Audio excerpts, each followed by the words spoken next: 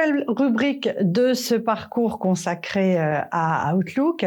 Cette rubrique va être consacrée, elle, à la partie avancée de votre messagerie.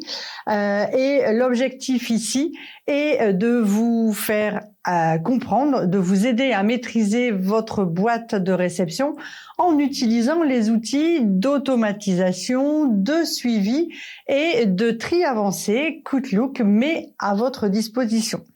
Nous allons donc voir comment transformer Outlook en un véritable centre de contrôle pour automatiser, pour prioriser et pour retrouver l'information critique en un instant, très rapidement, sans perdre de temps.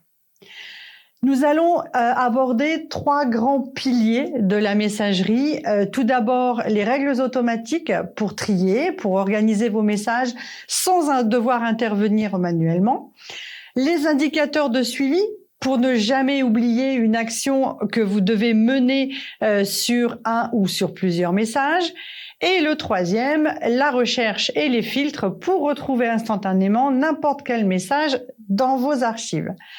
Nous allons donc traiter chaque pilier en détail avec des démonstrations pratiques directement dans le logiciel.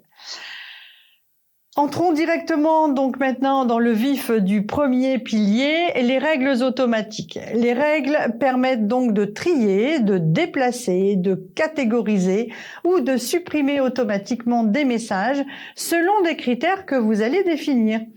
C'est vraiment l'outil fondamental pour garder votre boîte aux lettres, votre boîte de réception, propre et organisée. C'est-à-dire que au lieu de trier manuellement chaque message, Outlook le fait pour vous en arrière-plan. Donc concrètement, dans le logiciel, qu'est-ce que cela donne? Je suis ici dans ma boîte de réception et le bouton de règle est caché chez moi en fonction de la configuration de votre écran dans le bouton déplacer et vous avez ici règles.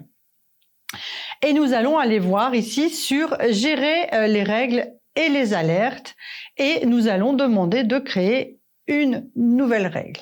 Microsoft en a mis en place pour vous, donc vous avez des règles qui sont toutes faites que vous allez devoir quand même paramétrer pour les personnaliser, mais vous avez aussi la possibilité de partir d'une règle vierge et là c'est vous qui allez vraiment tout décider. C'est ce que je vais tenter donc de vous montrer. Par exemple, appliquer la règle au message que je reçois et je pars de rien du tout. Première étape. Deuxième étape, appliquer cette règle après l'arrivée du message. Oui. Suivant.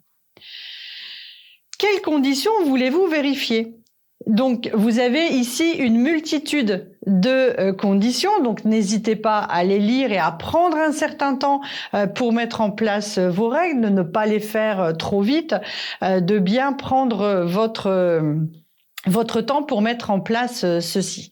Par exemple, de vérifier si cela vient de certains contacts, par exemple, ou certaines personnes utilisent aussi les règles pour travailler sur les messages qui ont une importance élevée, par exemple, et ça vous permet de faire en sorte que cela va attirer votre attention.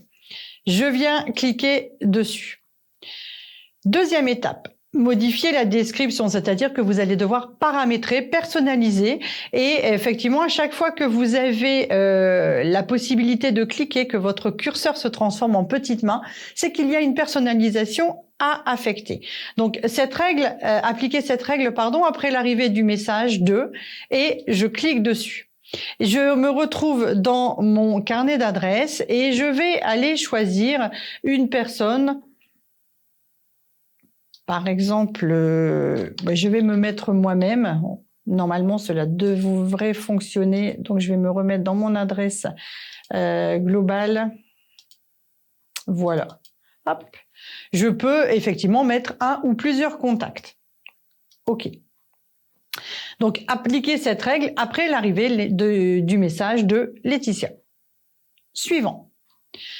Que voulez-vous faire de ce message ?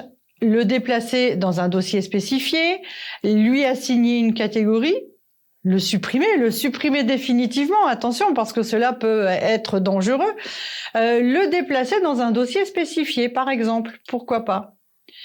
Donc, après l'arrivée d'un message de Laetitia, déplacer une copie dans le dossier spécifié. Ça veut dire que je vais avoir mon message qui va arriver dans la boîte de réception et une copie va aller se ranger directement dans le dossier que je vais lui spécifier.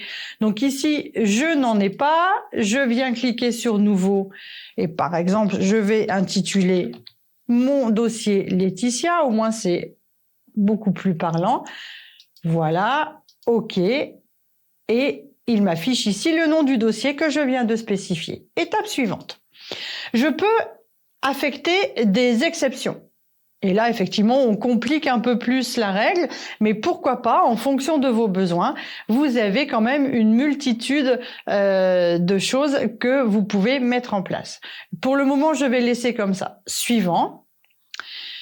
Le nom attribué à cette règle, eh bien, on va laisser ce nom-là. Par défaut, du coup, il a pris le nom du destinataire, non, de l'expéditeur, pardon. Qui va arriver, exécuter cette règle sur les messages des gens dans ma boîte de réception. Ben oui, pourquoi pas? Ça va me permettre de faire un peu de ménage et activer cette règle. Je termine. Et j'applique. OK. Je vois déjà qu'un petit numéro est apparu à côté de mon dossier. Ça veut dire qu'il y a dans ce dossier 3 messages non lus. Je clique dessus, je retrouve tous les messages qui ont été envoyés et je vais juste faire un test de m'envoyer un nouveau message. Je vais l'intituler « Règle » pour bien le différencier des autres. Je l'envoie. On essaie de forcer un peu la réception du message.